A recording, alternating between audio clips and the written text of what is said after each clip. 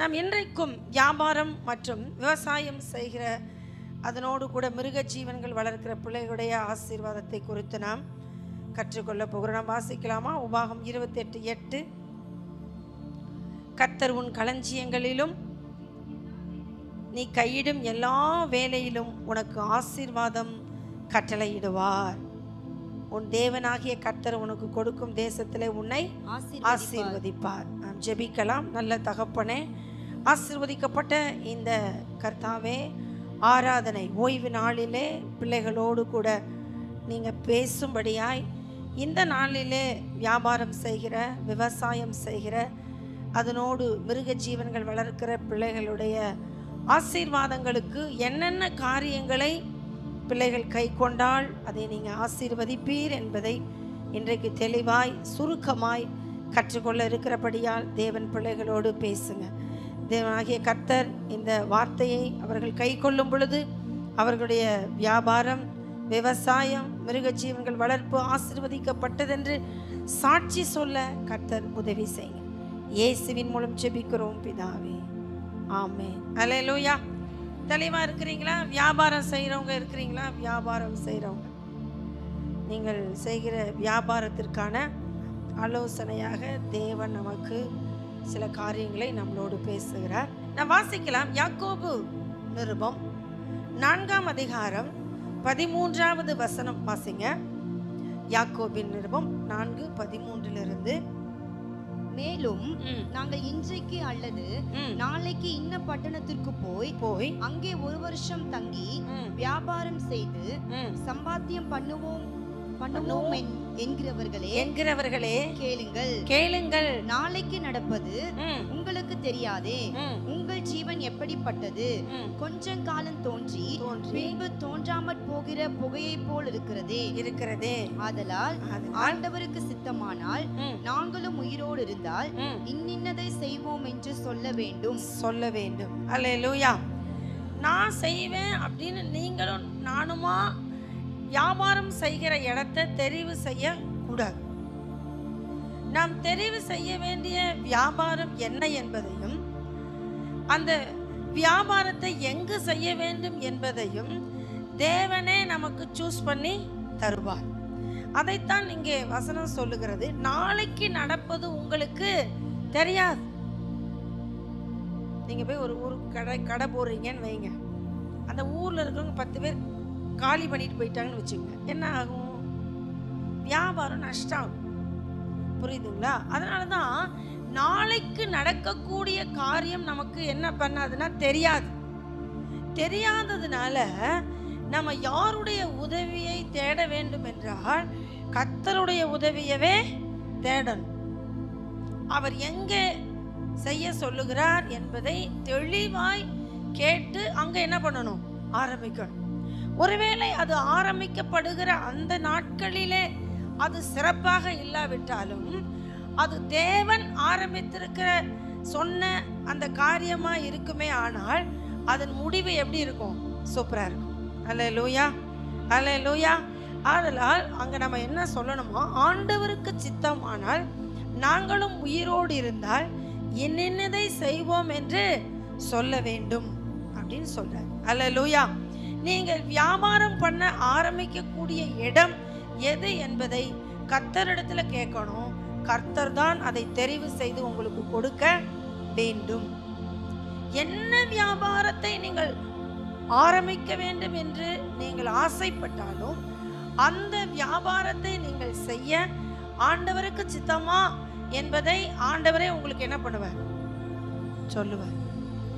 இது உனக்கு, இது என்னுடைய சித்தம், நீ செய். அல்லேலூயா.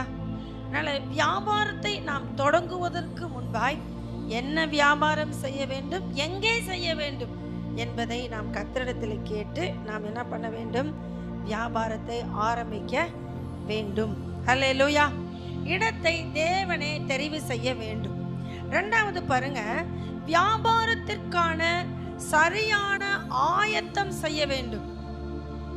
வியாபாரத்திற்கு நீங்கள் சரியான ஆயத்தம் செய்ய வேண்டும். அதுல முதலாவது, நீங்கள் ஆயத்தம் செய்கிற பணியிலே முதலாவது எப்படி இருக்கணும் அப்படின்னு சொன்னா, நீதிமொழிகள் 31:18 நாம் வாசிக்கிறோம், தன் வியாபாரம் பிரயோஜனம் உள்ளதென்று அறிந்திருக்கிறாள் என்று அந்த வசனம் சொல்லுகிறது.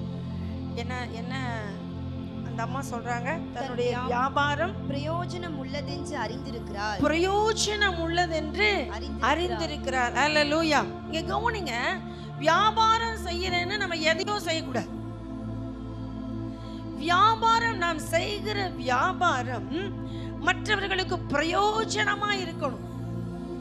அதனால பொட்டி கடை வச்சிருக்கிறேன் அப்படின்னு வெத்தலை பாக்கு, ஹான்ஸு, பீடி, சிகரெட்டு, கஞ்சா இதையெல்லாம் வச்சுக்கிட்டு வியாபாரம் பண்றீங்க அப்படின்னா அதெல்லாம் தேவன் உங்களுக்கு சொல்லலை, அது பிரயோஜனமானது இல்லை. அதெல்லாம் நீங்க வச்சீங்கன்னா கடையை சீக்கிரத்துல மூடிடுவீங்க. அதுக்கு கர்த்தர் என்ன பண்ண முடியாது, பொறுப்பெடுக்க முடியாது. நாம் செய்கிறதான வியாபாரம் மற்றவர்களுக்கு என்னவா இருக்கணும்? பிரயோஜனமா இருக்கணும். அப்பதான் வியாபாரம் என்ன ஆகும்? ஆசீர்வாதமா இருக்கும். நீங்க எங்கேயாவது ஒரு மூலையில நான் விற்கலைங்க, நான் வாங்கி மூலையில தான் வச்சிருக்கிறேங்க, கொஞ்ச நாளுக்கு அப்புறம் அவங்க எடுத்துக்கிறேன்னு சொன்னாங்கன்னு அசுத்தமான காரியத்துக்கு நம்ம உள்ள விட்டோம்னா அந்த ஒரே ஒரு செத்தையி ஒரு முழு பாட்டல் பரிமள தைலத்தை எப்படி நாரி போக பண்ணுமோ அதுபோல தேவனுக்கு பிரியமில்லாத பதார்த்தங்களை இல்லை அநீதியான காரியங்களை வியாபாரத்திலே நாம் அனுமதிப்போம் என்றால் நம்முடைய வியாபாரம் நஷ்டமடையும். வியாபாரம் என்ன அடையும்? நஷ்டமடையும். அப்போ நம்முடைய வியாபாரம் நாளுக்கு நாள் விருத்தி அடைய வேண்டுமே ஆனால் நாம் தெரிவு செய்கிற வியாபாரம் எப்படி இருக்கணும்? பிரயோஜனமானதா இருக்கணும். நமக்கும் பிரயோஜனமா இருக்கணும், மற்றவங்களுக்கும் பிரயோஜனமா இருக்கணும். ஹல்லேலூயா, ஹல்லேலூயா.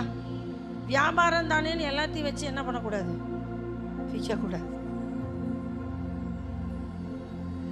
அதுதான் இங்கே அந்த அம்மா சொல்றாங்க 31 அந்த ஞானமுள்ள ஸ்திரீ சொல்றாங்க, தன் வியாபாரம் பிரயோஜனம் உள்ளதென்று அறிந்திருக்கிற. அந்த அம்மா செஞ்ச வியாபாரம் என்ன அப்படின்னா, துணி நெய்து விற்ற ஒரு துணி வியாபாரி. அவங்க நீதிமொழிகள் 31 பார்க்கிற அந்த அம்மா என்ன வியாபாரி?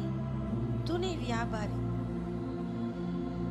துணி வியாபாரம் பண்றாங்க, ரத்தாம்பரம் வியாபாரம் செய்யறாங்க. அப்ப அந்த அந்த ட்ரெஸ், அந்த துணி மற்றவர்களுக்கு என்னவானது? பிரயோஜனமானது. நீங்களும் நானும் செய்கிறதான தொழில் மற்றவங்களுக்கு என்னவா இருக்கணும்? வியாபாரம் எப்படி இருக்கணும்? பிரயோஜனமா இருக்கணும். அப்பதான் நம்முடைய வியாபாரம் என்ன வரும்னா விருத்திக்கு வரும். அநேகர் செய்கிற வியாபாரத்துல விருத்தி அடையாமல் இருப்பதற்கு காரணம் என்ன? இல்லை, அது பிரயோஜனம் இல்லை. இன்னொரு விதத்துல சொல்ல போனால் தரம் உள்ளதா இல்லை. நாம் செய்கிற வியாபாரத்துல, நாம் செய்கிற அந்த வியாபாரத்துக்குள்ள இருக்கிற பொருள் எல்லாம் எப்படி இருக்கணும்னா தரமா இருக்கணும். எப்படி இருக்கணும்?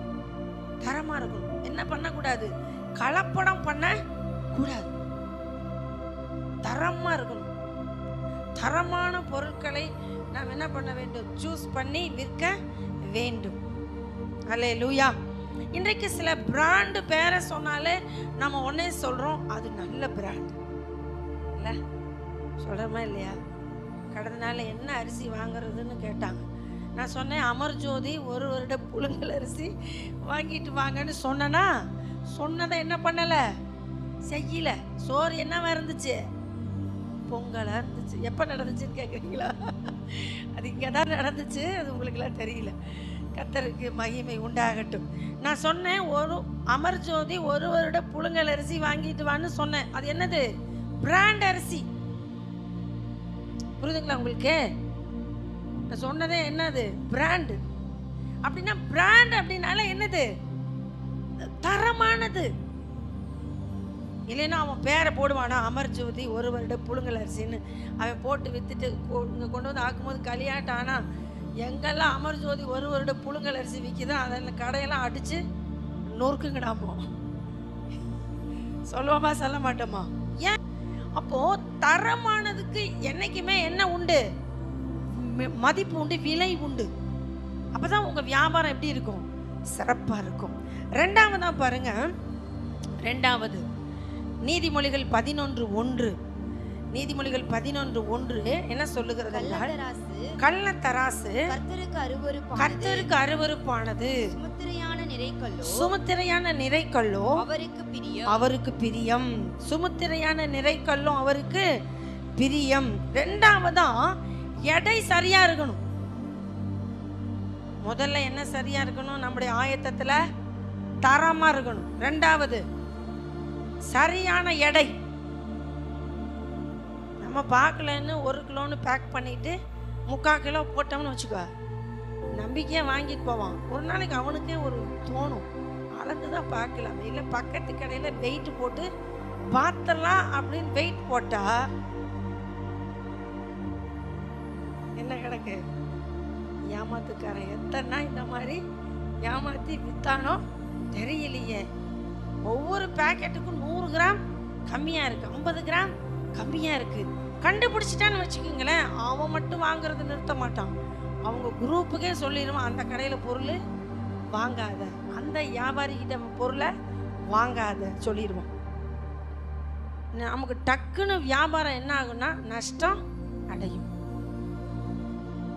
நமக்கு அதுக்கு என்ன காரணம்னு என்ன பண்ண முடியாது, கண்டுபிடிக்க முடியாது. 10 பேர் சொல்லணும், என்ன அந்த கடையில போய் இதை வாங்கு, அங்க போய் வாங்கு அப்படிங்கிற அளவுக்கு நம்முடைய வியாபாரம் எப்படி இருக்கணும்? எடை கரெக்டா இருக்கணும்.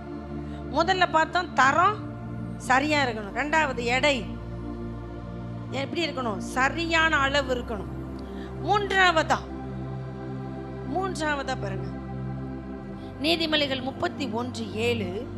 அவள் சோம்பலின் அப்பத்தை புசியாமல், அவள் சோம்பலின் அப்பத்தை புசியாமல் அப்படின்னா, இந்த வியாபாரம் செய்யறவங்க கவனிக்க வேண்டிய ஒரு முக்கியமான விஷயம் என்னன்னா, உங்க வியாபாரம் டெய்லி ஃப்ரெஷ்ஷா இருக்கணும்.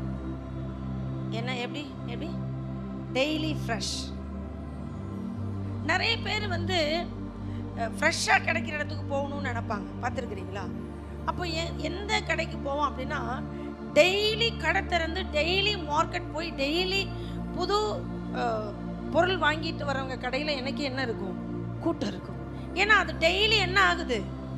ஃப்ரெஷ்ஷாக கொண்டு வரப்படுகிறது, தயாரிக்கப்படுகிறது. அது அப்படிங்கிறத நம்ம என்ன பண்ணணும்னா, நம்முடைய வியாபாரத்தில் நம்ம காண்பிக்கணும்.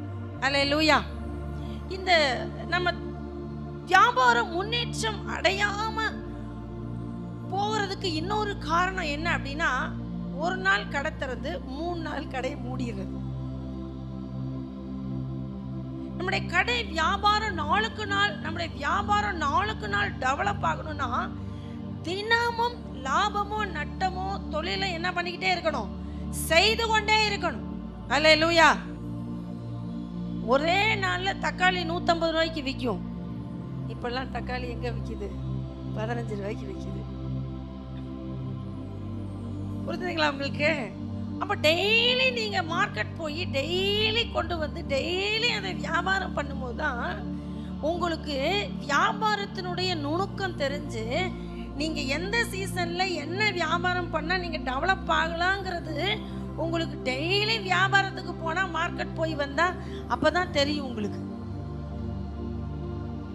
புரியுதா உங்களுக்கு? அல்லேலூயா, அல்லேலூயா. அப்போது நீங்கள் தினமும் வியாபாரத்தில் நீங்க என்ன பண்ணணும்னா வியாபாரம் செய்யறவங்களா இருக்கணும். மேல நம்ம பார்த்தோம், தரமுள்ளதா இருக்குதுப்பா, எடையும் கரெக்டா இருக்குது, அதுல எந்த மாற்றமும் இல்லை. பொருள் எப்படி இருக்கு? தரமா இருக்குது. எடையும் எப்படி இருக்கு? கரெக்டா இருக்கு. 2 நாள் கடையை மூடிட்டோம், 2 நாள் வியாபாரத்தை நிறுத்திட்டோம்னா அந்த கஸ்டமர் என்ன பண்ணுவாங்க? வேற ஒரு கடையை தேடி, வியாபாரத்தை தேடி, பொருள் வாங்குற இடத்தை தேடி என்ன பண்ணிடுவாங்க? போயிடுவாங்க. அப்ப நம்முடைய வியாபாரத்தினுடைய கஸ்டமரை என்ன பண்ணிடுவோம்? நம்ம இழந்துருவோம். புரியுதுங்களா உங்களுக்கு? அல்லேலூயா, அல்லேலூயா. அப்போ நீங்க டெய்லி செய்யணும், தினமும் செய்யணும். அதனாலதான் அந்த அம்மா பாருங்க, சோம்பலின் அப்பத்தை புசியாமல் அந்த அம்மா, அந்த நீதிமொழிகள் அந்த அம்மாவை குறித்து எழுதப்பட்டு இருக்கிறது. அவங்க எப்படி இருக்கிறாங்களாமா, இரவெல்லாம் வேலை செய்யறாங்க. 18வது வசனம் பாருங்க. இரவில் அவள் விளக்கு அணையாதிருக்கும். இரவெல்லாம் அவங்க என்ன செய்யறாங்கன்னா வேலை செய்யறாங்க. பகல் வேலையில வியாபாரத்துக்கு வெளியே போறாங்க. அப்ப ஒரு நாள் கூட தன் வேலையில அவங்க என்னவா இல்ல, தன் வியாபாரத்தை செய்கிறதுல, தன்னுடைய அந்த பிரயாசத்துல ஒரு நாள் கூட அவங்க என்னவா இருக்கிறது இல்லைன்னா அசதியா இருக்கிறதுல, சோம்பலா இருக்கிறது இல்ல. ஹல்லேலூயா. நம்ம ஒரு நாள் அசதியா ஒரு நாள் சோம்பலா இருந்துட்டோம்னா நம்மளை யாராவது பீட் பண்ணிடுவாங்க. புரியுதுங்களா? நம்ம ஒரு நாள் அந்த வியாபாரத்துக்கு போகாம இருந்தா அடுத்த நாள், அந்த நாள்ல யாராவது ஒருத்தர் வியாபாரத்துக்கு போய் அந்த வியாபாரத்தை பிடிச்சிட்டாங்கன்னா அடுத்து நம்மள்ட்ட வாங்க மாட்டாங்க, வேற யார்கிட்ட தான் வாங்குவாங்க. அப்ப நம்ம என்னன்னா நம்முடைய வியாபாரம் டல் ஆகும், நம்முடைய வருமானம் டல் ஆகும். இப்ப கிறிஸ்தவங்க தேவ பிள்ளைங்க நாம எப்படி இருக்கக்கூடாது அப்படின்னா சோம்பலா இருக்கக்கூடாது. ஒரு நாள் 2 நாள் முடியல, ஒரு நாள் முடியல அப்படின்னா அது ஒரு நாள், அடுத்த நாளுங்கும் போது நீங்க அந்த வியாபாரத்தை என்ன பண்ணிருக்கணும், செஞ்சிருக்கணும், தொடங்கி இருக்கணும், அங்க போய் நிக்கணும். இதுக்கு எப்படி ஆண்டவரே எங்களால் முடியாதுன்னு அதுதான் முதல்ல உங்களுக்கு சொல்லிட்டேன். தேவன் உங்களுக்கு என்ன தருவார்? பலன் கொடுப்பார். தேவன் உங்களுக்கு அந்த வேலையை செய்வதற்கு என்ன கொடுப்பாரு? பலன் கொடுப்பார். அடுத்து அவரே உங்களுக்கு துணை நிற்பார். புரியுதா உங்களுக்கு? அவரே உங்களுக்கு என்ன செய்வாரு? துணை நிற்பார். அவரே உங்களுக்கு அனுகூலமா இருப்பார். அவரே உங்களுக்கு என்னவா இருப்பாரு? அனுகூலமா இருப்பார். அடுத்து அவரே உங்களுக்கு என்னவா இருப்பார்? வேலை அடைப்பார். அவரே உங்களுக்கு என்னவா இருப்பாரு? மேன்மைப்படுத்துவார். ஆனா தினமும் செய்யணும். நம்ம சோம்பலா இன்னைக்கு போகாட்டி என்ன ஆண்டவரே, நாளைக்கு நான் போகிறேன் ஆண்டவரே அப்படின்ட்டு படுத்து தூங்குனா வியாபாரம் படுத்துரும். நீங்க நினைச்சு பாருங்க, எனக்காவது கறி வெட்டுற கடை ஞாயிற்றுக்கிழமை மூடி இருக்குதா? மூடி இருக்குதா? நீங்களாம் எத்தனை மணிக்கு கறி எடுக்க போறீங்க? காலையில நிறைய பேர் 4 மணிக்கெல்லாம் போய் கறி எடுத்துட்டு வந்துடுறீங்க. ஆமா, ஒருத்தர் 5 மணிக்கு போறீங்க. நீங்க 4 மணிக்கு போனாலும் அங்க கறிக்கடை இருக்கணும்னு நினைக்கிறீங்க, 5 மணிக்கு போனாலும் கறிக்கடை இருக்கணும்னு நினைக்கிறீங்க. அப்ப அந்த கறி வெற்றவை எத்தனை மணில இருந்து வேலை செய்யணும்? விடிய செய்யணும். எனக்காவது அந்த கறி வியாபாரி இன்னைக்கு 5 மணிக்கு வெட்டி கொண்டு போனா போச்சாது அப்படின்னு வீட்டுல படுத்திருந்தா நீங்க கறி வாங்க முடியுமா? நீங்க என்ன பண்ணுவீங்க? பக்கத்து கடையில வாங்கிக்கிட்டு வீட்டுக்கு வந்துருவோம். வியாபாரம் போச்சு. புரியுதா உங்களுக்கு? அப்போ ஒரு வியாபாரம் செய்யறவங்க தன்னுடைய வியாபாரத்து மேல எப்படி இருக்கணும்? கண்ணுன்னு இருக்கணும். கவனமா இருக்கணும். தூக்கமே என்ன பண்ணக்கூடாது? வரக்கூடாது. பாருங்க, ஒரு வியாபாரிக்கு என்ன வரக்கூடாதுன்னா தூக்கம் வரக்கூடாது. வந்தா அவன் பொழப்பு போச்சு. வியாபாரத்தன்னைக்கு தான் பாருங்க, இப்போ ஞாயிற்றுக்கிழமை அவனுக்கு வியாபாரம்னா அவங்க என்ன பண்ணுவாங்க? சனிக்கிழமை நைட்ல இருந்து அவங்க தூங்காம இருந்து அந்த விழிப்பா இருந்து செய்வாங்க. அடுத்த நாள் அவங்க என்ன செஞ்சிருவாங்க? ரெஸ்ட் எடுத்துருவாங்க. அப்போ ரெஸ்ட் எடுக்கிறதுக்குன்னு ஒரு நாளை வச்சுக்கிட்டு வேலை செய்யறதுக்குன்னு ஒரு நாள் அவங்க என்ன பண்றாங்க? நியமிச்சு வியாபாரத்தின் மேல என்னவா இருக்கிறாங்க? கண்ணும் கருத்தமா இருந்து அதை என்ன செய்யறாங்கன்னா செய்து அவர்கள் தொழிலை அவங்க டெவலப் பண்றாங்க. ஒரு கறி வியாபாரி அவன் டெய்லி கறி போடுறதுக்கு அதோட மட்டும் இல்லை, அவன் போய் சந்தையில போய் ஆடு பிடிக்கணும் இல்லையா?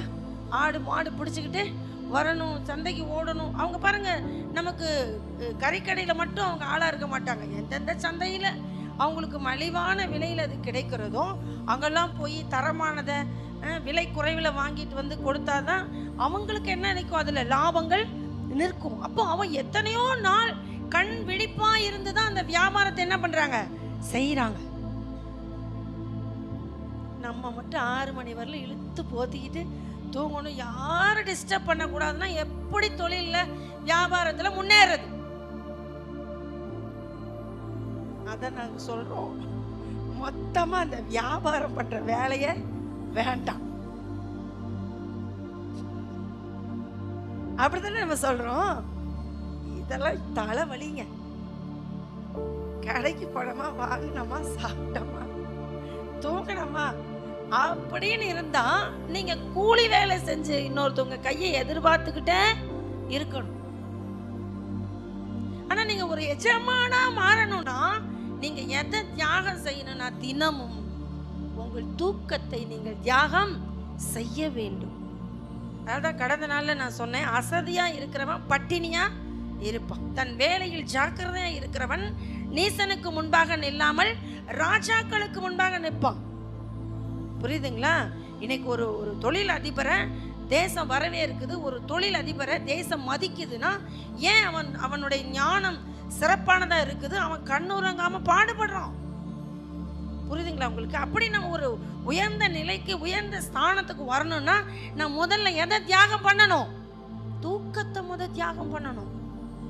அப்பதான் நம்ம தினமும் அந்த வியாபாரத்தை விடாமல் செய்ய முடியும். இந்த தியாகத்துக்கு இன்னைக்கு நீங்க உருவாகலைன்னா உங்க பிள்ளைகளையாவது தயவு செய்து உருவாக்குங்க. சோம்பலின் அப்பத்தை பிள்ளைகளுக்கு என்ன பண்ணாதீங்க, கொடுக்காதீங்க. 5 மணிக்கு மேல ஒருத்தனை தூங்க விடாதீங்க, போட்டு தட்டி எழுப்புங்க.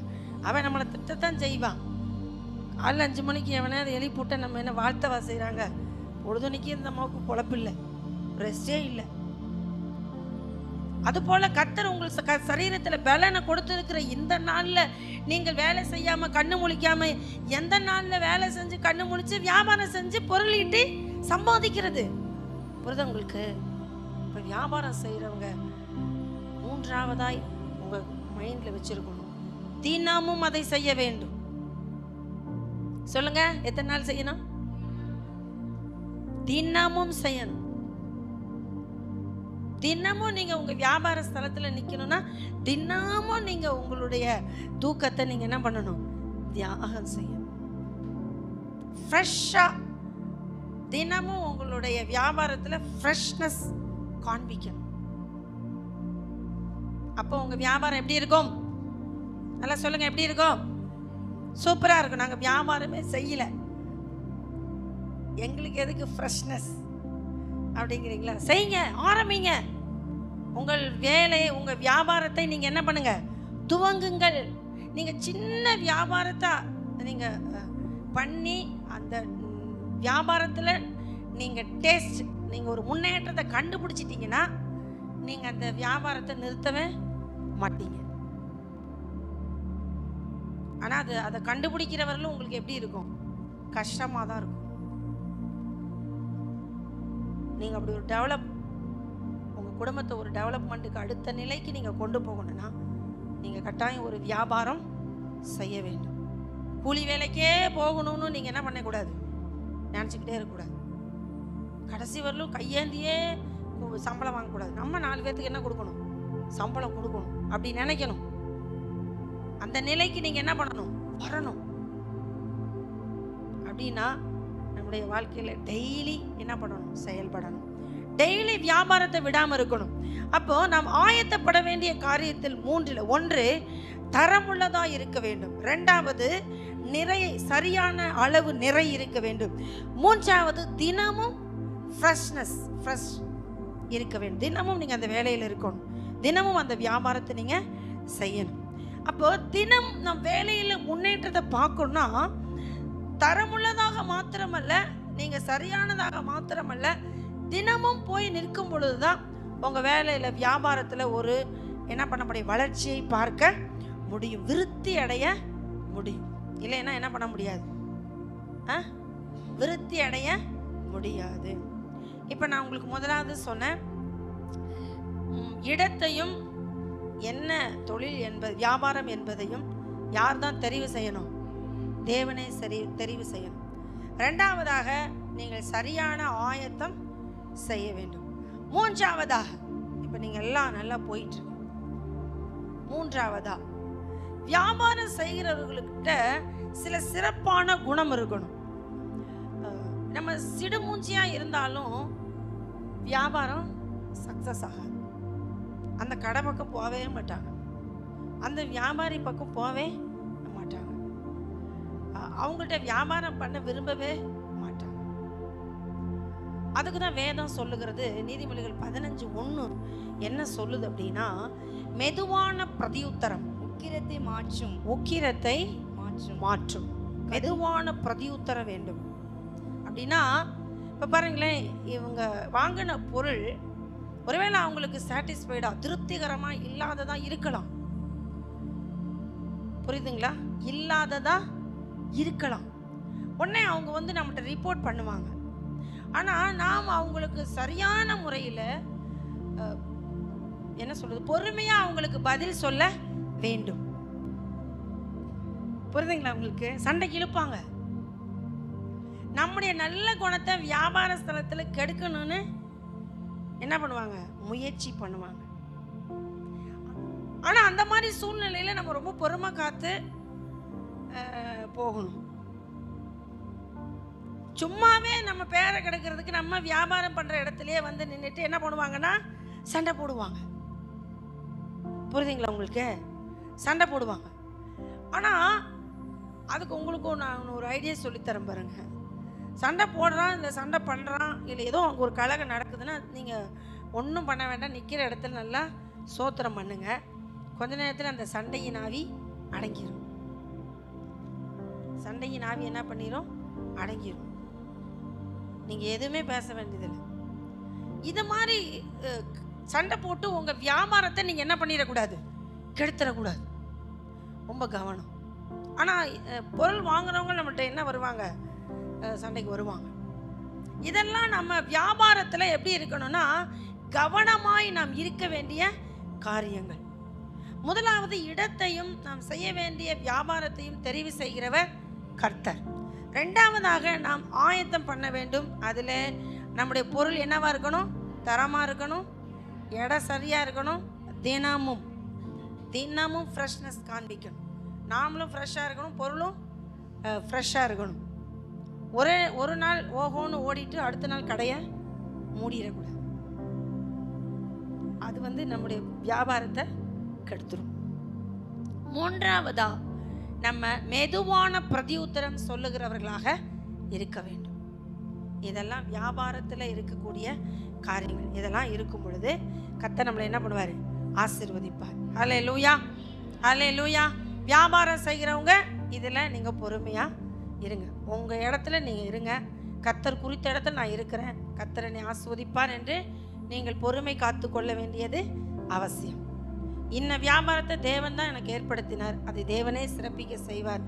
அடுத்த நிலைக்கு போகிற வரையிலும் நீங்கள் அந்த வியாபாரத்தை நல்ல தரமுள்ளதா, நிறை அளவு சரியானதா, உங்களுடைய பொருள் ஃப்ரெஷ்னஸாக இருந்தால் ரொம்ப உங்கள் வியாபாரம் சூப்பராக கர்த்தர் ஆசீர்வதித்து தருவார். இது இல்லாமல் நீங்கள் தினமும் கர்த்தரை தேடணும், தேவனுக்கு கொடுக்கணும், அடுத்து தேவனையே நம்பணும், அடுத்து பக்தியாக இருக்கணும், பயந்து இருக்கணும், அடுத்து தேவன் செய்வார் என்று அறிக்கை பண்ணணும். இதெல்லாம் நம்மள்கிட்ட ஏற்கனவே உள்ள ஃபவுண்டேஷன் மாதிரி இருக்கணும். இது வியாபாரத்தில் தேவன் நமக்கு செய்கிற காரியம்.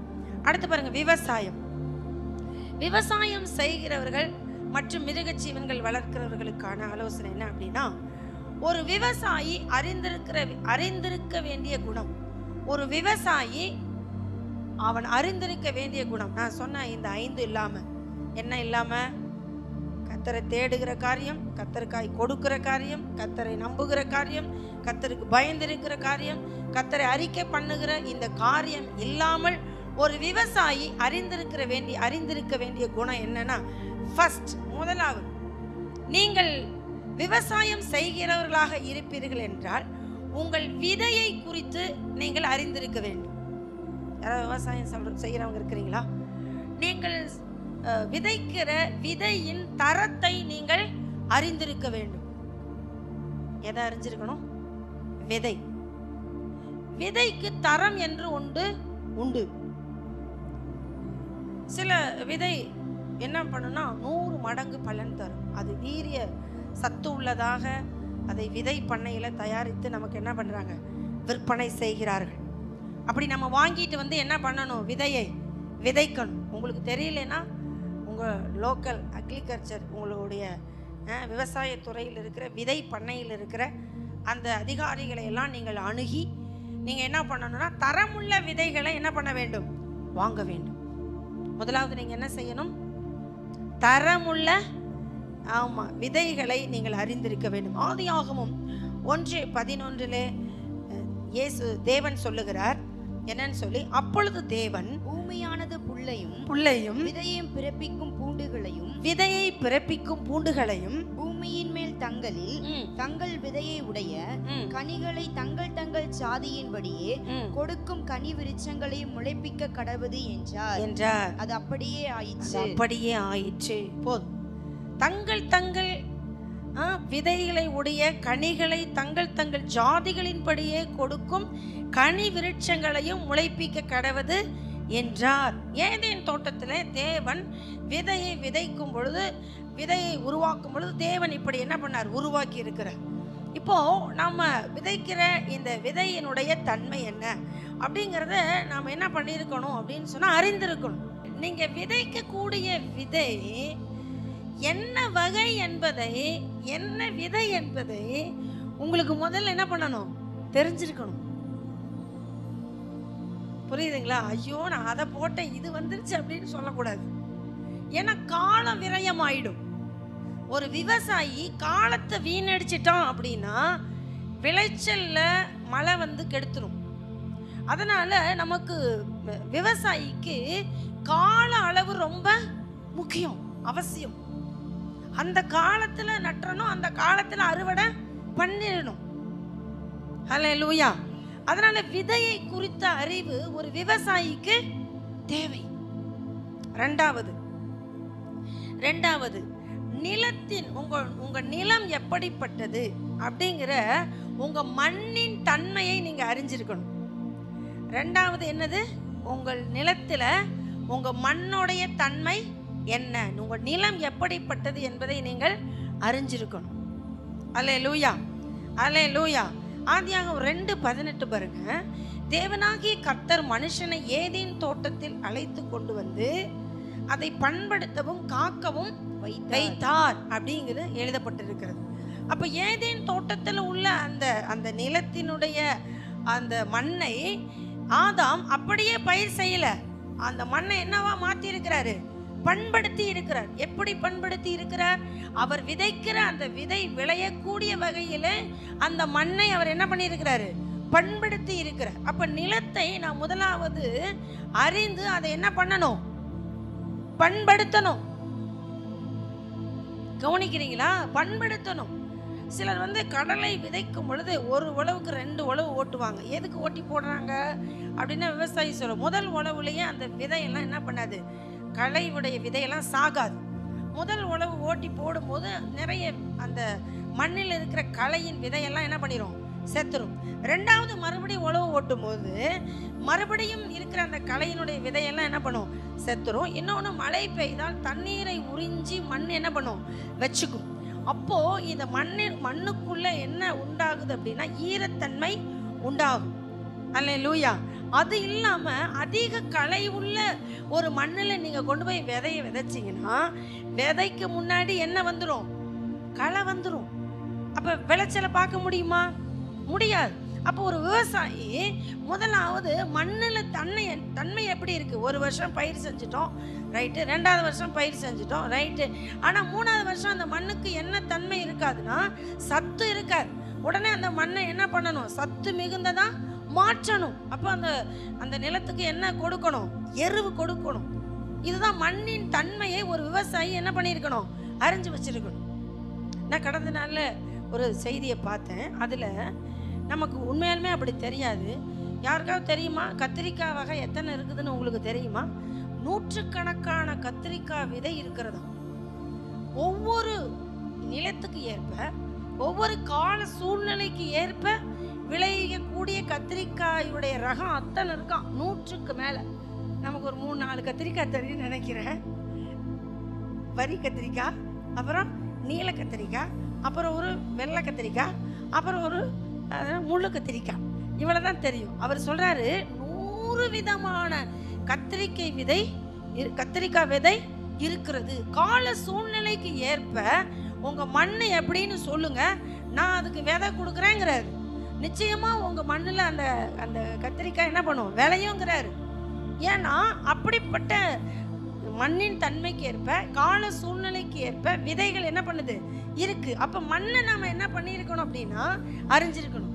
உங்களுக்கே ஒன்றும் தெரியலனா கூட பரவாயில்ல, விவசாயிகளே நீங்க உங்க மண்ணை என்ன பண்ணுங்க, கொஞ்சம் எடுத்துட்டு போய் விதை பண்ணையில கொடுங்க. கொடுத்து அவங்க செக் பண்ணி சொல்லுவாங்க, இந்த மண்ணுக்கு இவ்வளவுதான் தன்மை இருக்கு, இன்னும் விவசாயம் பண்ணினீங்கன்னா நல்லா உங்களுக்கு விளைச்சல் தருன்னு சொல்லுவாங்க. அதனால நீங்க மண்ணின் தன்மையை நீங்க என்ன பண்ணியிருக்கணும், அறிஞ்சிருக்கணும். முதலாவது விதையின் தன்மை உங்களுக்கு தெரிஞ்சிருக்கணும். ரெண்டாவது மண்ணின் தன்மை உங்களுக்கு தெரிஞ்சிருக்கணும். அதுக்கு தான் ஆதியாகமம் 12:18 நம்ம வாசிக்கிறோம். அடுத்து பாருங்க, அந்த நிலத்தை நீங்க பண்படுத்தணும். அதைத்தான் மத்தேயு 13:23 நான் வாசிக்கிறோம். நல்ல நிலம் என்று. நல்ல நிலம். இப்போ நீங்க வச்சிருக்கிற விதையும் உங்க நிலத்துக்கும் சூட் ஆயிருச்சு அப்படின்னு சொன்னா, அந்த விதை அந்த நிலத்திலே முளைக்கப்படும் போது, விதைக்கப்படும் பொழுது, விவசாயம் பண்ணும் பொழுது 100 மடங்கு பலன் கிடைக்கும். வாங்க மேல பாருங்க. நல்ல நிலத்தில் விதைக்கப்பட்டவனோ வசனத்தை கேட்கிறவனும் உணர்கிறவனுமாயும் இருந்து 100ஆகவும் 60ஆகவும் 30ஆகவும் பலன் தருவான். அதான் நல்ல நிலமா நீங்க மாத்தி வச்சிருக்கிறீங்க உங்க நிலத்தை. நீங்க வச்சிருக்கிற விதைக்கு ஏற்ற பிரகாரம் உங்க நிலம் சூப்பரா இருக்குதுன்னா, நீங்க விதைக்கும் பொழுது எத்தனை சதவீதம் பலன் கிடைக்கும்? சத்தமா சொல்லுங்க, 100%. அப்ப நம்ம அதிக மகசூல் எடுத்துடலாமா விவசாயத்துல? ஆமா, நிறைய பேர் என்ன சொல்றாங்கன்னா, விவசாயம் பண்ணி எனக்கு நஷ்டம்தான் ஆச்சு. அப்படிலாம் கிடையவே கிடையாது. அப்படின்னா எல்லாருமே விவசாயத்தை விட்டுட்டு வெளியே வந்திருப்பாங்க. ஆண்டவர் நமக்கு ஞானம் தர்றாரு. நம்ம தான் இப்படி உங்களுக்கு பிரசங்கம் பண்றோம்.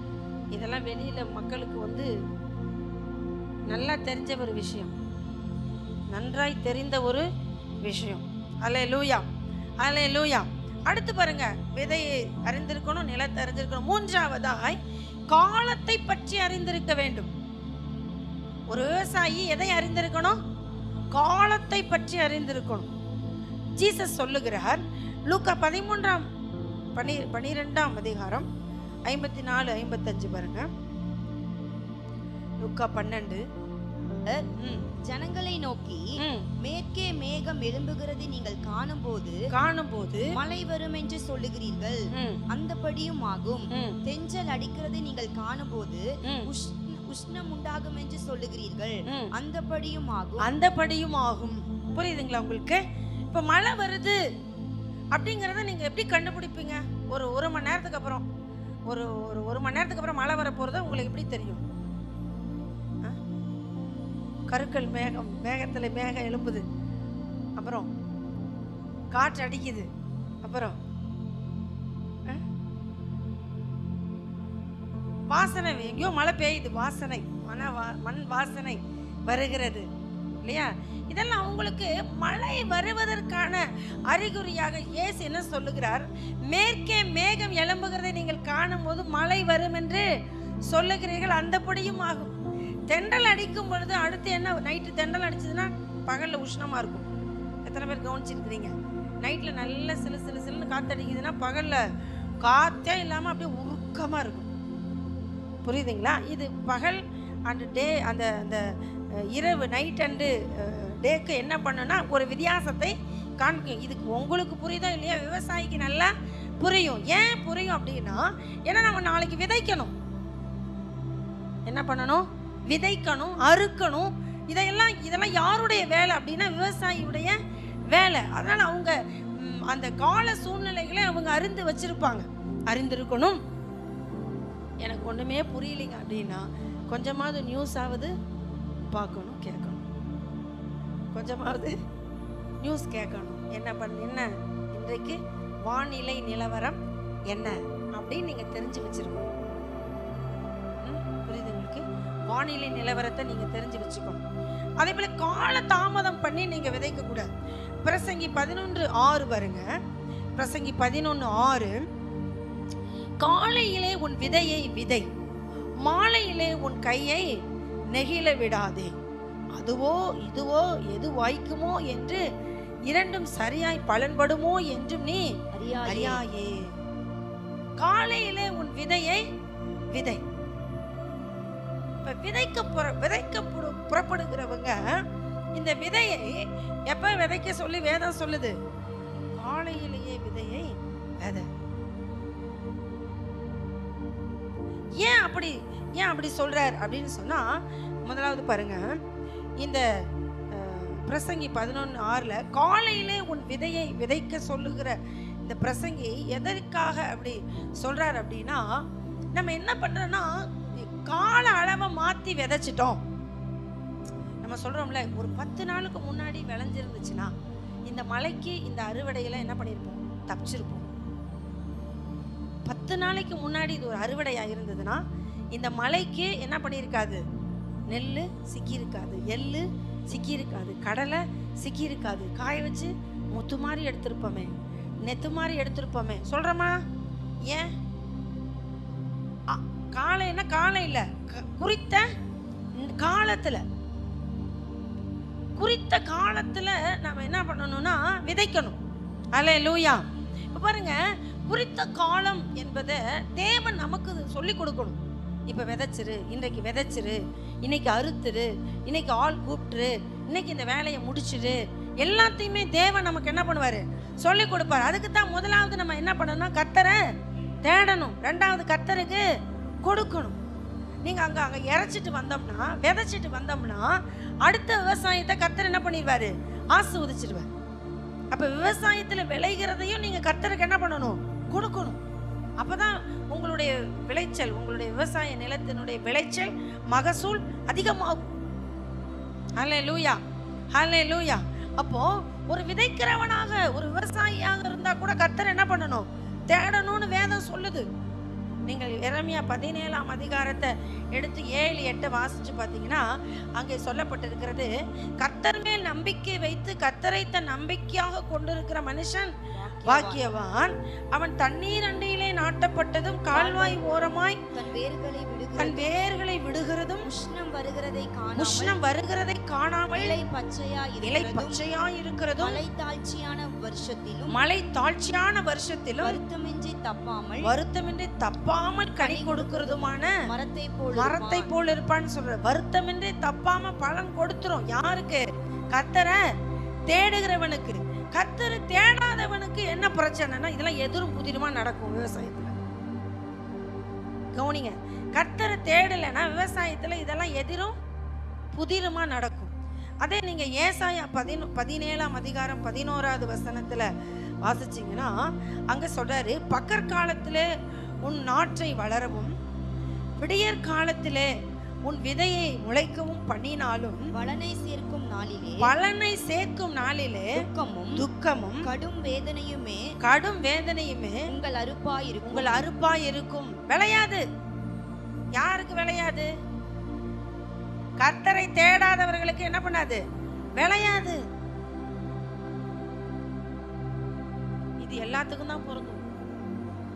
விவசாயிக்கும் பொருந்தும், வியாபாரிக்கும் பொருந்தும், தொழில் செய்யறவங்களுக்கும் பொருந்தும், கையிட்டு செய்யற வேலை செய்யறவங்களுக்கும் பொருந்தும்.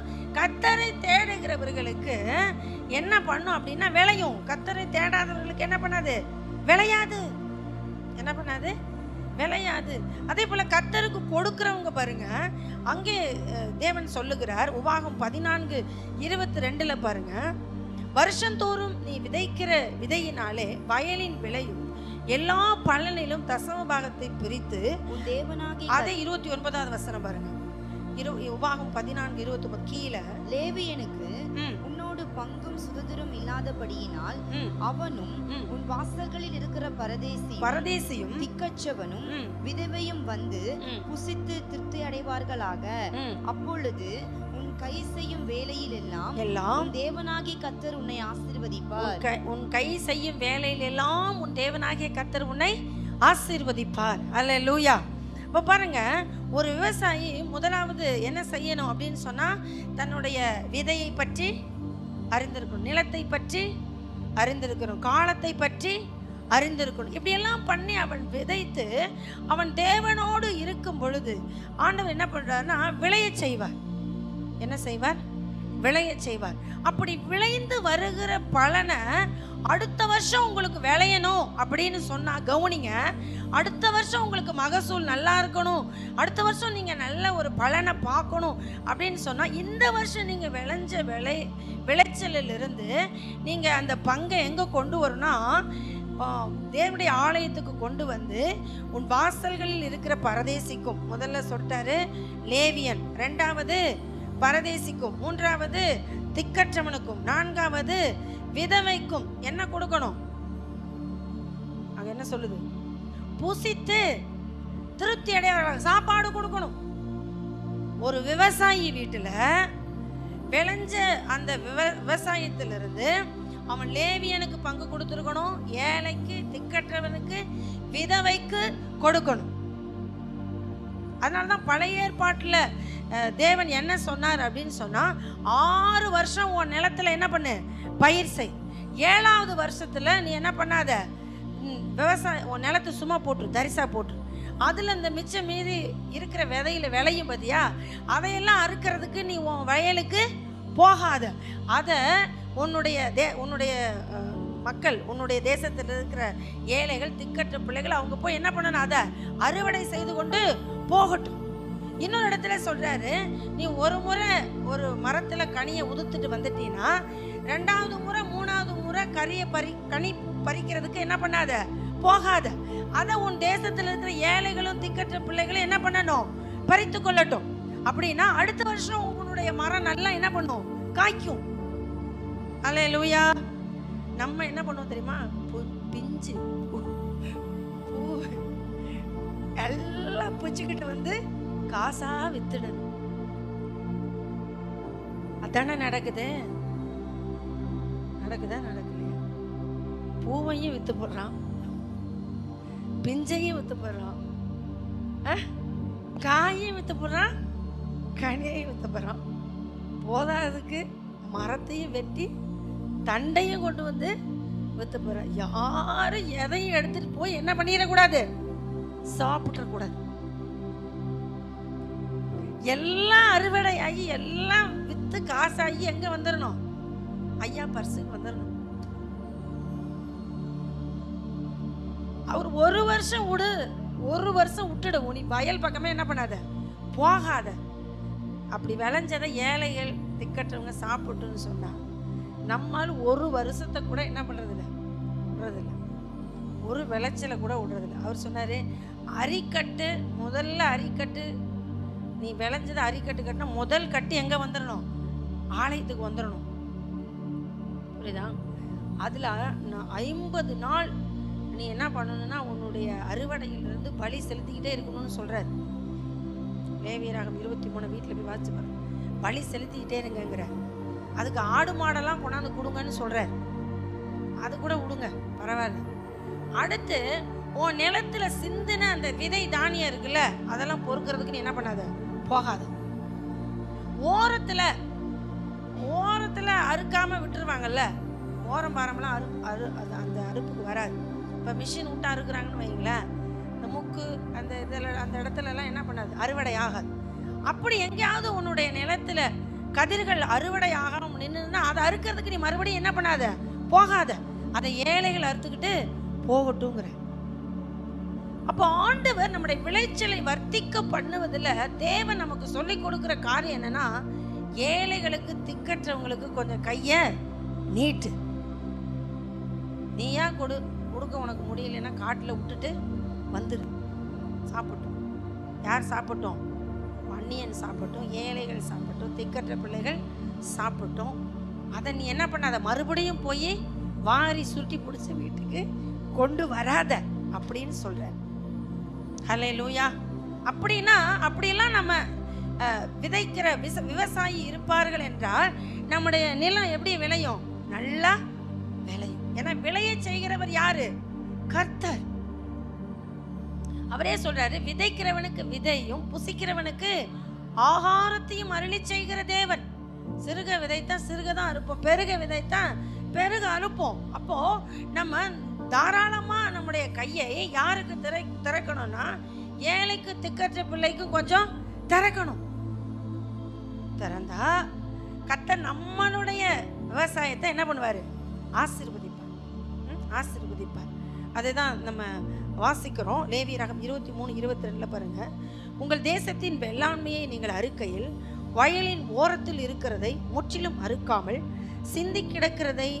சிந்தி கிடக்கிற பயிர்களை பொறுக்கி கொள்ளாமலும் அவைகளை எளியவனுக்கும் பரதேசிக்கும் அவைகளை விட்டுவிட வேண்டும். நான் உங்கள் தேவனாகிய கர்த்தர் என்று சொல் என்றார். ஆமென். எளியவனுக்கும் பரதேசிக்கும் விட்டுடு. அப்போ ஒரு விவசாயம் பண்றவங்களுடைய விவசாயம் செழிக்கணும்னா கர்த்தர் நீங்க அழகா விதையை அறிஞ்சு, நிலத்தை அறிஞ்சு, காலத்தை அறிஞ்சு நீங்க பயிர் செஞ்சு விளைஞ்சு வரும்போது அதை நீங்க என்ன பண்ணுங்க? கர்த்தருக்கும் கொடுத்துருங்க, ஏழைகளுக்கு கொடுத்துருங்க. உங்க களஞ்சி என்னவாமாகும்? ஆசீர்வதிக்கப்படும். பூரணமா கர்த்தர் என்ன பண்ணுவாராம்? ஆசீர்வதிப்பார் என்பதை வேதம் நமக்கு சொல்லுகிறது. ஆகாய் தீர்க்க தரிசன புஸ்தகம், ஆகாய் தீர்க்க தரிசன புஸ்தகம் 1 அதிகாரம் 6-11 வரையிலும் நீங்க வீட்டில் போய் வாசிங்க, சரிங்களா? ஆனால் சகரியாவின் புத்தகம் 8 அதிகாரம் 12 கொஞ்சம் வாசிங்க. சகரியா. விதைப்பு சமாதானம் உள்ளதா இருக்கும். இப்படி செஞ்சா, நீங்க கர்த்தரை தேடுனா, நீங்க கர்த்தரோட இருந்தா, கர்த்தர் சொன்னபடி கீழ்ப்படிஞ்சா எப்படி இருக்குமா? விதைப்பு சமாதானம் உள்ளதா இருக்கும். திராட்சை செடி தன் கனியை தரும். பூமி தன் பலனை தரும். வானம் தன் பணியை தரும். இந்த ஜனத்தில் மீதியானவர்கள் இதையெல்லாம் சுதந்திரிக்க கட்டளையிடுவேன். சம்பவிப்பது என்னவென்றால் யூதா வம்சத்தாரே. போதும் 8-12 வாசிச்சிங்களா? அதே போல இன்னும் நீங்க தேவனோடு இன்னும் நெருங்கி ஜீவிக்கிறவங்களா இருந்தா யோவேல் 2 அதிகாரம் 24, யோவான் 2 அதிகாரம் 24, 25, 26 வாசிங்களேன். அங்க என்ன சொல்றாரு? 2 அதிகாரம் 24, களங்கள் தானியத்தினால் நிரம்பும், ஆலைகளில் திராட்சரசம் எண்ணெயும் வழிந்தோடும். நான் உங்களிடத்தில் அனுப்பின என் பெரிய சேனையாகிய வெட்டுக்கிளிகளும் பச்சை கிளிகளும் முசுக்கட்டை பூச்சிகளும் பச்சை புழுக்களும் பட்சித்த வருஷங்களின் விளைவை உங்களுக்கு திரும்ப அளிப்பேன். நீங்கள் சம்பூர்ணமாய் சாப்பிட்டு திருப்தி அடைந்து உங்களை அதிசயமாய் நடத்தி வந்த உங்கள் தேவனாகிய கர்த்தருடைய நாமத்தை துதிப்பீர்கள். என் ஜனங்கள் ஒருபோதும் வெட்கப்பட்டு போவதில்லை. என் ஜனங்கள் ஒருபோதும் வெட்கப்பட்டு போவதில்லை. எப்படி சாப்பிடுவீங்க? நீங்கள் சம்பூரணமாய் சாப்பிடுவீர்கள். எப்படி உங்களுடைய திராட்சை ரசம் இருக்குமாமா? தானியம் களங்கள் அப்படின்னா களஞ்சியங்கள் தானியத்தால் நிரம்பும். இப்படிப்பட்ட ஒரு விவசாயத்தை நீங்க செய்வீங்கன்னா இன்னும் தேவனோடு, இந்த யோவேல்ல உபவாச ஜெபத்தை குறித்து சொல்லிட்டு தான் இதை சொல்றார். நீங்க இன்னும் தேவனோடு நெருங்கி ஜீவிப்பீங்கன்னா கர்த்தர் நம்முடைய களஞ்சியங்களை எப்படி நிரப்புவார்? வசனம் சொல்லுகிறது, வழிந்தோடுகிற அளவுக்கு நிரப்புவாராம். களங்கள் தானியத்தினால் நிரம்பும், ஆலைகளில் திராட்சரசம் எண்ணெயும் வழிந்தோடும். நம்ம விவசாயம் பண்றோம்னு கர்த்தரையே விட்டுறோம். புரியுதா உங்களுக்கு? நம்ம விவசாயம் நல்லா இருந்தாலே மிருக ஜீவன் நல்லா இருக்கும். உங்களுடைய மிருக ஜீவனுடைய பலன் என்ன பண்ணும்? நல்லா இருக்கும். அதுக்கு தேவன் என்ன சொல்றாருன்னா, நீங்க உங்க விவசாயம் நல்லா செழிப்பா இருந்தா, இப்போ நல்ல விவசாயிங்க நிச்சயமா வீட்டுல ஆடு மாடு வளர்ப்பாங்க. ஏன்? அந்த தோட்டத்துல விளையிற புல்லு, அப்புறம் அதனுடைய வேஸ்ட் எல்லாம் என்ன சாப்பிடும்? ஆடு மாடு சாப்பிட்டு எப்படி இருக்கும்? செழிப்பா கொழுமையா இருக்கும். அப்ப இந்த தேவனை தேடுகிற தேவனுடைய பிள்ளைகள் வீடுகளில் விவசாயமும் செழிப்பா இருக்கும், ஆடு மாடுகளும் எப்படி இருக்கும்? செழிப்பா இருக்கும், நல்லா சாப்பிட்ருக்கும். அதை எப்படி சாப்பிடுமா? வசனம் சொல்லுகிறது. ஏசாயா தீர்க்க தரிசன புஸ்தகம் 30 அதிகாரம், ஏசாயா தீர்க்க தரிசன புஸ்தகம் 30 பாருங்க, 30, 23, 24. அப்பொழுது நீ நிலத்தில் விதைக்கும் உன் விதைக்கு அவர் மழையையும் நிலத்தின் பலனாகிய ஆகாரத்தையும் தருவார். நிலத்தின் பலனாகிய ஆகாரத்தையும் தருவார். அது கொழுமையும் புஷ்டியுமாயிருக்கும். அக்காலத்திலே உன் ஆடு மாடுகள் விஸ்தாரமான மேய்ச்சலுள்ள ஸ்தலத்திலே மேயும். போதும் பாருங்க, எப்படி விளைச்சல் எப்படி இருக்குதா, நிலத்தினுடைய விளைச்சல் எப்படி இருக்குதா, கொழுமையும் புஷ்டியுமாய் இருக்கும். நல்லா சத்தமா சொல்லுங்க. நம்முடைய நிலத்துல நம்ம விளைந்த அந்த விளைச்சல் எப்படி இருக்குமா, கொழுமையும் புஷ்டியுமாய் இருக்கும். விளைச்சல் ஓகோன்னு இருக்கும். புரியுதுங்களா? இப்படி ஓகோன்னு இருக்கும்போது மிருக ஜீவன்கள்லாம் எப்படி இருக்குன்னா, அக்காலத்திலே உன் ஆடு மாடுகள் விஸ்தாரமான மேய்ச்சல். அப்படின்னா ஆடு மாடு எப்படி இருக்கும், திரளா இருக்கும். இப்படித்தானே இருந்தாரு யோபு இல்ல? எப்படி இருந்தாரு? அப்படி இருந்தார். ஆடு மாடு ஒட்டகம் கழுத அப்படின்னு ஓகோன்னு இருந்தார். யாரு? யோபு. புரியுதுங்களா? அப்படி தேவன் நம்மள என்ன பண்ணுவார், ஓகோன்னு மாத்துவார். ஆனா நம்ம தான் ரொம்ப என்ன பண்றோம்னா, ஆடு மாடு வளர்த்தா நிறைய பேர் என்ன சொல்றோம்னா செத்துருதுங்க. ஆடு மாடு வளர்த்தாலே இது ஒரு பெரிய கஷ்டம், செத்துருது அப்படின்னு நம்ம கேட்கறல. அதுக்கு பதில் வச்சிருக்கிறேன், இருங்க. அடுத்து பாருங்க 24வது வசனம். நிலத்தை உழுகுற எருதுகளும் கழுதை மறிகளும் முரத்தினாலும் தூற்றுக்கூடையினாலும் தூற்றப்பட்ட ருசியுள்ள கப்பிகளை தின்னும். கவனிக்கிறீங்களா? இங்க கவனிங்க. இப்போ நம்ம வந்து குருணை அரிசி சாப்பிட்றோமா? ஆமா, சாப்பிட்றோம். ஆனா இப்படி தேவன் நம்முடைய விளைச்சலை ஆசீர்வதிக்கும் பொழுது இந்த குருணை எல்லாம் நாம சாப்பிட மாட்டோம். இதெல்லாம் எது சாப்பிடும்? ஆடு மாடு சாப்பிடும் இல்ல? உளுந்தங்குருணை, பருப்பு குருணை இல்ல, பாசிப்பருப்பு குருணை, இதெல்லாம் எது சாப்பிடுது? ஆடு மாடு சாப்பிடுது. அப்ப ஆடு மாடு எப்படி இருக்கும்? கொழுமையா இருக்கும், புஷ்டியா இருக்கும், நல்லா பால் கறக்கும், நல்ல விருத்தி அடையும், சினை எழியாது, நல்லா வளர்ற ஆடு மாடுகள் கொளுத்ததா இருக்கும். அப்போ தேவன் நம்முடைய நிலத்தை ஆசீர்வதிக்கும் பொழுது நிலத்தோட மட்டும் அந்த ஆசீர்வாதம் நின்றதில்ல, அது மிருக ஜீவன்கள் வரையிலும் அந்த தேவன் என்ன பண்றாரு, ஆசீர்வதிக்கிறார். அதுக்கு என்னதான் காரணம் அப்படின்னா, நாம் கர்த்தரோட இருக்கணும். அதுதான் காரணம். சரிங்களா? அப்போ தேவன் அங்கே சொல்கிறார், முரத்தினாலும் தூற்றுக்கூடையினாலும் தூற்றப்பட்ட ருசியுள்ள கப்பிகளை தின்னும். அப்போ தேவன் நம்முடைய நிலத்தை மாத்திரமல்ல, தேவன் நம்முடைய மிருக ஜீவன்களை என்ன பண்றாரு, அப்படி அழகா ஆசீர்வதிக்கிறார். சரிங்களா? அப்போ யோவேல நம்ம பார்க்கிறோம், அவர் என்ன செய்கிறார் அப்படின்னு சொன்னா, எல்லாம் நிரம்பி வழியுங்கிறார். எல்லாம் நிரம்பி வழியும். தானியம், திராட்சை ரசம் நிரம்பி வழியும், தானியம் களஞ்சியத்துல நிரம்பி வழியும் அப்படின்னு சொல்றார். ஹல்லேலூயா. அதனால கர்த்தர் நம்முடைய நிலத்தின் கனியை இப்படி ஆசீர்வதிக்கிறார், விவசாயத்தை அப்படி ஆசீர்வதிக்கிறார். ஆனால் நம்முடைய ஆசீர்வதிக்கிற கர்த்தரை விட்டு நம்ம வேற தேவர்களை பின்பற்றினா விளைச்சல் அப்படியே கரளையா போயிடும். விளைச்சல் என்ன ஆயிடும்? கரளையா போயிடும். என்ன ஆயிடும்? கர்த்தரை தேடாம போனா விளைச்சல் என்ன ஆயிடும்? கரளையாய் போயிடும். கர்த்தரை என்ன பண்ணணும்? தேட வேண்டும். நம்ம ஏற்கனவே பார்த்தோம், கர்த்தரை தேடுனா எரேமியா 17:7-8 அது என்னவா இருக்குதாம்மா? இலை பச்சையானது மழை தாழ்ச்சியான வருஷத்திலும் வருத்தமின்றி தப்பாமல் கனி கொடுக்கும். ஆனால் அதே அதிகாரத்தில் கர்த்தரை தேடலைன்னா என்ன சொல்றாருன்னா, என்ன ஆயிரும்? கரளையாய் போன செடி. கரளையாய் போன செடி பார்த்துருக்குறீங்களா? ஒரு பக்கம் இப்படி முருகலை இப்படி திருவிக்கிட்டு நிற்கும், நல்லா பசுமையாக இருக்கா. இப்போ கர்த்தரை தேடுனானா கர்த்தர் இவ்வளவு ஆசீர்வாதங்களை தேவன் நமக்கு என்ன பண்றாரு? தருகிறார். நல்ல விளைச்சலை தருகிறார். அது எப்படி இருக்குதோ, கொழுமையானதும் புஷ்டியா இருக்கான்.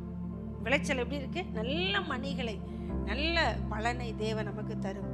நிறைய பேர்த்துடைய கேள்வி என்ன அப்படின்னு சொன்னா, நிறைய நேரம் என்னுடைய விவசாயம் நஷ்டம் அடையுது, நிறைய நேரம் என்னுடைய மிருக ஜீவன்கள் என்ன ஆயிடுது? மறிச்சிடுது. இதெல்லாம் ஏன் எனக்கு சம்பவிக்குது அப்படின்னு நீங்க கேட்கலாம். அதுக்கு ஒரே ஒரு பதில் இருக்கு. நீதிமானுக்கு பூமியிலே சரி கட்டப்படும். நம்ம யாரையோ ஒருத்தரை நஷ்டப்படுத்தணும்ல, இப்ப நாம என்ன அடைகிறோம்? நஷ்டம் அடைகிறோம்.